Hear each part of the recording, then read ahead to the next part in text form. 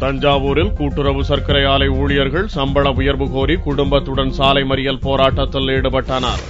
கூட்டுறவு சர்க்கரை ஆலைகளில் நிலவும் இரட்டை சம்பள முறையை மாற்றவும் அரசு ஊழியர்களுக்கு இணையான சம்பள உயர்வு கோரியும் கடந்த ஒரு மாதத்துக்கும் மேலாக பல்வேறு கட்ட போராட்டங்களை ஊழியர்கள் நடத்தி வருகின்றனர். இந்நிலையில் தஞ்சாவூரில் உள்ள அண்ணா கூட்டுறவு சர்க்கரை ஆலை ஊழியர்கள் குடும்பத்துடன் தஞ்சாவூர் புதுக்கோட்டை சாலையில் அற்புதபுரம் அருகே சாலை மறியல் போராட்டத்தில் ஈடுபட்டனர். மறியலில் ஈடுபட்டவர்களுடன் போலீசார் சமரச பேச்சுவார்த்தை நடத்தினர். நீண்ட வாக்குவாதத்திற்கு பிறகு மறியலில் ஈடுபட்டவர்கள் கைது செய்யப்பட்டனர். கட்ட போராட்டங்கள் நடத்தியும் இதுவரை அரசும் அமைச்சர்களும் அதிகாரிகளும் கண்டுகொள்ளவில்லை. எனவே தொழிலாளர்கள் மிக மோசமாக வறுமையில் வாடிக்கொண்டிருக்கின்ற இந்த நேரத்தில் அரசு இதுவரை மௌனமாக இருப்பது எங்களுக்கு வருத்தத்தை அளிக்கிறது.